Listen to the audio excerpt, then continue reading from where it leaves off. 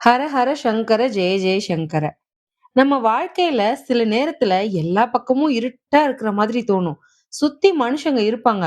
ஆனா நமக்கு உதவ யாருமே இல்லையோ, தனியா இருக்குமோ அப்படின்னு தோணி ஏங்கும்போது, நம்ம கைய பிடிச்சு அந்த இருட்டுல இருந்து வெளிச்சத்துக்கு கூட்டிட்டு போக, மனுஷ ரூபத்துல தெய்வமா நெறைய பேர் நடமாடிட்டு இருந்தாங்க. அதுல ஒருத்தர் தான் நம்ம காஞ்சி மகா பெரியவா. அவர்கிட்ட எத்தனையோ பேர் வந்திருக்காங்க. தீராத வியாதியோட வந்தவங்க, சாப்பாட்டுக்கே கஷ்டப்படுற ஏழைகள், கடவுளே இல்லன்னு சொல்லிட்டு மல்லுக்கட்ட வந்த படிச்ச மேதாவிகள்னு எல்லாரையும் அவர் பார்த்திருக்காரு.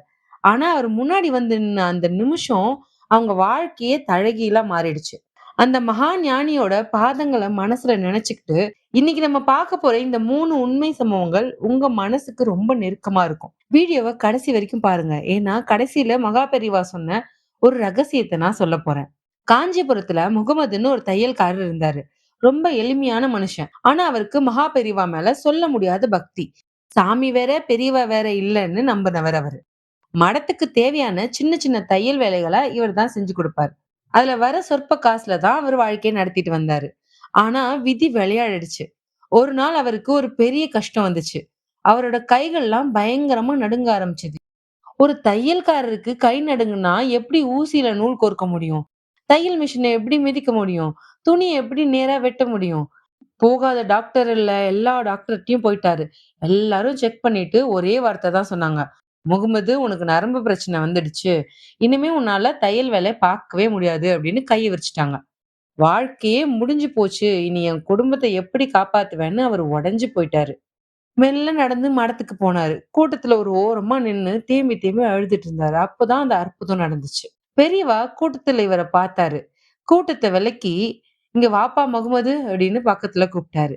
"ஏன்பா அழற?" அப்படின்னு அந்த தாய் உள்ளத்தோட கேட்டாரு. முகமது தன் கைகள தூக்கி காட்டினாரு. கைகள் தந்தி அடிச்சிட்டு இருந்தது. "பெரியவா, என் தொழில் போச்சு. இனி என் பொண்டாட்டி பிள்ளைகள் என்ன ஆவாங்கன்னு" கதறினாரு. பெரியவா ஒரு நிமிஷம் கண்ண மூடிட்டு அமைதியா இருந்தாரு. அப்புறம் ஒரு துணியும், ஊசியும் கொண்டு வர சொன்னாரு. "இந்தா முகமது, இப்ப என் முன்னாடி தை" அப்படின்னு சொன்னாரு. சுத்தி இருக்கிறவங்கலாம், "என்னடா பெரியவா இப்படி பண்றாங்க?" அப்படின்னு ஷாக்கா பார்த்துட்டு இருக்காங்க. டாக்டரே முடியாதுன்னு சொன்ன விஷயத்த பெரியவா செய்ய சொல்றாரே அப்படின்னு நினைக்கிறாங்க. ஆனா முகமது அந்த ஊசிய தொட்ட அந்த நிமிஷம், ஒரு மேஜிக் மாதிரி அந்த கை நடுக்கம் அப்படியே நின்னுடுச்சு. ஒரு கோடு கூட விலகாம ரொம்ப அழகா தையல் போட்டாரு. பெரியவா சிரிச்சுக்கிட்டே சொன்னாரு, "உன் கை இனிமே நடுங்காது. போ, போய் வேலைய பாரு" அப்படின்ட்டு. அன்னைக்கு நின்ன நடுக்கம், அவர் சாகுற வரைக்கும் அந்த நடுக்கம் முகமதுக்கு வரவே இல்லையாம். இதுதாங்க பக்தியோட சக்தி. அடுத்த சம்பவம் இன்னும் ஆச்சரியமானது. அறிவியலுக்கே சவால் விடுற மாதிரி விஷயம். ஒரு தடவ அமெரிக்காவுல இருந்து ஒரு பெரிய ஹார்ட் ஸ்பெஷலிஸ்ட் மகா பெரியவாள பார்க்க வந்தாரு. அவர் பெரிய படிப்பு படிச்சவரு. உலக புகழ் பெற்ற டாக்டர். அவருக்கு மனசுக்குள்ள ஒரு சின்ன திமிரு. நாம எவ்ளோ படிச்சிருக்கோம், எத்தனையோ ஆபரேஷன் பண்ணியிருக்கோம். ஒரு மரத்தடியில உட்கார்ந்துகிட்டு இருக்கிற இந்த சாமியாருக்கு உடம்ப பத்தி என்ன தெரிஞ்சிட போகுது? அப்படின்னு ஒரு டெஸ்ட் பண்ண தான் அவர் வந்திருக்காரு. பெரியவா அவர்கிட்ட பேச ஆரம்பிச்சாரு. சும்மா நலம் விசாரிக்கல. மருத்துவத்த பத்தி பேச ஆரம்பிச்சாரு. டாக்டர், மனுஷ உடம்புல ஹார்ட் துடிக்கும்போது ரத்த ஓட்டம் ஒரு குறிப்பிட்ட நரம்பு வழியா போகுமே, அப்போ அங்க ஒரு நுணுக்கமான மாற்றம் நடக்குமே, அது தெரியுமா? அப்படின்னு கேட்க ஆரம்பிச்சாரு. அந்த டாக்டர் மிரண்டு போயிட்டாரு. இப்போ இருக்கிற நவீன ஸ்கேன் மிஷின் கூட சொல்ல முடியாத பல விஷயங்கள எந்த படிப்புமே படிக்காத பெரியவா ரொம்ப சிம்பிளா விளக்குனாரு. அந்த டாக்டருக்கு புரிஞ்சிருச்சு. நம்ம படிச்சது வெறும் ஏட்டு சுரக்கா. ஆனா இவருக்கோ பிரபஞ்சமே அத்துப்படி அப்படின்ட்டு. கடைசியில பெரியவா அந்த டாக்டர பார்த்து ஒரு வார்த்தை சொன்னாரு. "நீங்க ஆப்பரேஷன் பண்ணும்போது உங்க கைய ஆட்டுறது நீங்க இல்ல. மேல ஒருத்தன் இருக்கான்னு மட்டும் எப்பவும் மறக்காதீங்க." அந்த ஒரு வார்த்தை அந்த டாக்டரோட கர்வத்த அப்படியே சுக்கு நூறாக்கிடுச்சு. அப்படியே பெரியவா கால்ல சாஷ்டாங்கமா விழுந்துட்டாரு. "இவ்வளவு வருஷம் நான் படிச்சதெல்லாம் ஒண்ணுமே இல்ல. உண்மையான ஞானம் உங்ககிட்ட தான் இருக்குன்னு" அழுதாரு. அறிவியலும், ஆன்மீகமும் அந்த இடத்துல கைகோர்த்து நின்னுச்சு. இது ரொம்ப உருக்கமானது. ஒரு ஏழை அம்மா தன் மகனுக்கு கல்யாணம் ஆகலைன்னு ரொம்ப வருத்தப்பட்டு பெரியவா கிட்ட வந்தாங்க. அந்த பையனுக்கு கண்ணுல கொஞ்சம் குறைபாடு இருந்தது. அதனால எந்த பொண்ணும் ஒத்துக்கல கல்யாணம் பண்ணிக்கிறதுக்கு அந்த பையன. "பெரியவா, என் பையன எனக்கு அப்புறம் யார் பார்த்துப்பாங்க? அவனுக்கு ஒரு துணை நீங்க தான் காட்டணும்" அப்படின்னு வேண்டிக்கிட்டாங்க. பெரியவா அந்த அம்மாவ பார்த்து ரொம்ப அமைதியா சிரிச்சாரு. "ஏம்மா கவலைப்படுற? நாளைக்கு ஒருத்தர் வருவார். அவர்கிட்ட பேசுன்னு" மட்டும் சொன்னாரு. யாரு வருவாரு? எதுக்கு வருவாரு? எதுவுமே தெரியாது.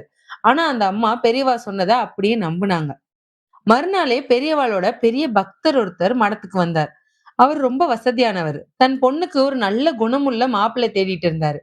பெரியவா அந்த பக்தர கூப்ட்டு, "இந்த தையல்கார பையன பத்தி சொல்லி, உன் பொண்ண இவனுக்கு கொடு. இவன் நல்லா இருப்பான்." அப்படின்னு சொல்லிட்டாரு. அவர் பெரியவா வார்த்தைய தெய்வ வாக்கா எடுத்துக்கிட்டார். கண்ணுல குறைபாடு இருக்குன்னு யோசிக்கல.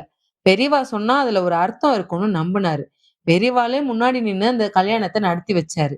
இன்னைக்கு அந்த பையன் ஒரு பெரிய கடை வச்சு ரொம்ப சந்தோஷமா குடும்பம் நடத்திட்டு இருக்கான்.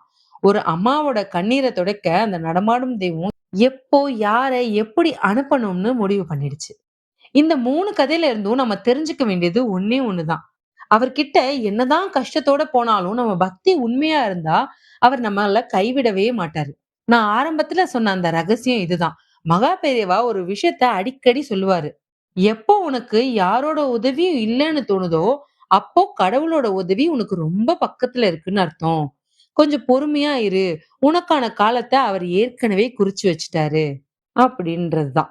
இந்த வீடியோ உங்களுக்கு ஒரு நிம்மதியும், ஒரு புது நம்பிக்கையும் தந்திருக்கும்னு நம்புறேன். இந்த அற்புதங்கள உங்க நண்பர்களுக்கு ஷேர் பண்ணுங்க. ஏன்னா, ஒரு நல்ல விஷயத்த மத்தவங்களுக்கு சொல்றதும் ஒரு புண்ணியம் தான்.